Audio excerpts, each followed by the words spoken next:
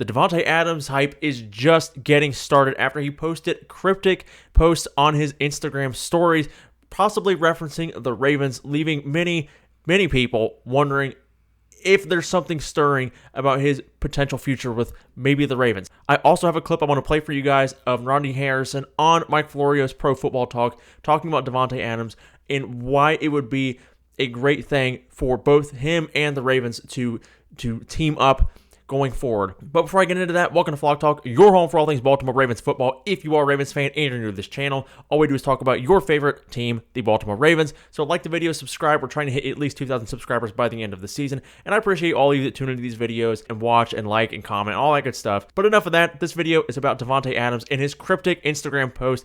I'll throw it up on the screen. He posted these to his Instagram stories today. A picture of Edgar Allan Poe and a quote from him, "Believe nothing you hear and half of what you see," leaving many people, including myself, wondering, could he be trying to tell us something? Maybe not. Maybe this is just means absolutely nothing. It seems pretty random if it doesn't mean anything. Look, I like Edgar Allan Poe as much as the next guy, but to just randomly put a picture of Edgar Allan Poe and a quote from him on your stories, especially when his most famous story is the Raven, seems a bit unlikely, in my opinion. Maybe I'm wrong, but we will have to see. That has left many people wondering what he is trying to say, if anything, or maybe absolutely nothing.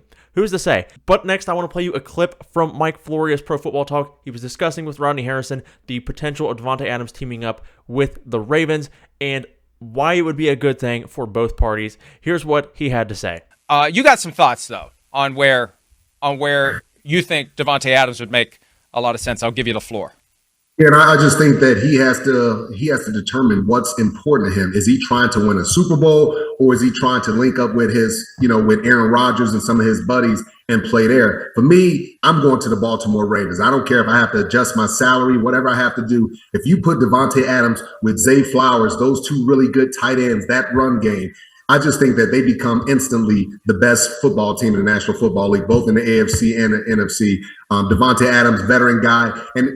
And really my message to him would be like, look, we're a running football team. You're not going to catch 70, 80, 90 passes. But if you come in these critical moments when we have to pass, because really you get a guy like him to beat Kansas City. Everything that you're doing is not to beat the Jacksonville Jaguars or even the Houston Texans. It is to beat the Kansas City Chiefs. So you add a guy with his experience and his level of ability and what he can do in those clutch moments, I think it automatically makes the Ravens the best team in the National Football League. And for the life of me, I don't know why. I understand why he wants to go to Jets, because he's familiar with Aaron Rodgers.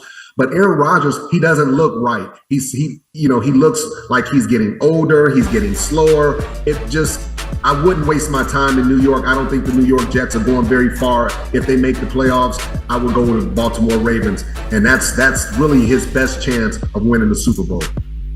Now, obviously, there is a lot to break down from what he said, and I agree with really everything. There's really nothing I look at there and disagree with in any way. I do think Davante Adams walking into Baltimore instantly makes them, at least on paper, the best team in the National Football League. We've seen the last couple weeks offensively starting to gel. Last week, the defense finally put it together. We saw how shut down they could be. We'll see them face another big test against a good Bengals offense this weekend, see if they can continue that. So that makes total sense to me. One of the glaring issues, and the biggest issue, frankly, is his salary. The Ravens don't have the cap, and I know you can restructure contracts, and like he said, Davante Adams could adjust his salary. That's all fine and dandy.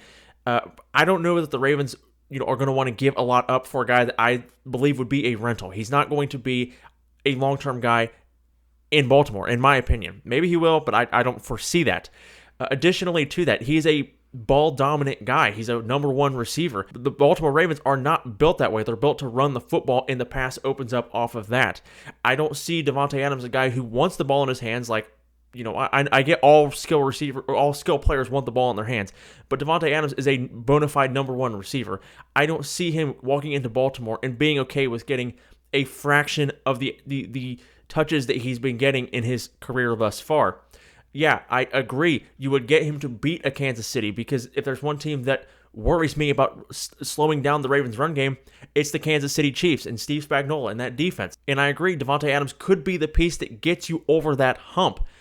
another problem here is Davante Adams can't choose to go to Baltimore, and unless there's something I'm missing here. He signed through 2027. He's not a free agent. He can't just wake up and say, I want to go to the Ravens or I want to go to the Jets. Sure, he can have preferences, but the Raiders are going to do what makes sense for their franchise and what they get in return. And I don't see the Ravens giving up a ton to go get him at this point. So would I be complaining? Absolutely not. I would love all the best players to be on the Ravens to give them the best chance at winning a Super Bowl. That's all fine and dandy. I don't think the Ravens are going to make the move. They're too tight against the salary cap, and we don't know exactly what the Raiders want. We know it's a package that includes a second-round pick. I don't think the Ravens should give up too much for what I foresee to be a rental. But Ravens Nation, I turn the question back to you. What do you think the Ravens will do? Do you think they will go after him? Do you think they should go after him? It's not a matter of, will he make the Ravens better? Of course he will.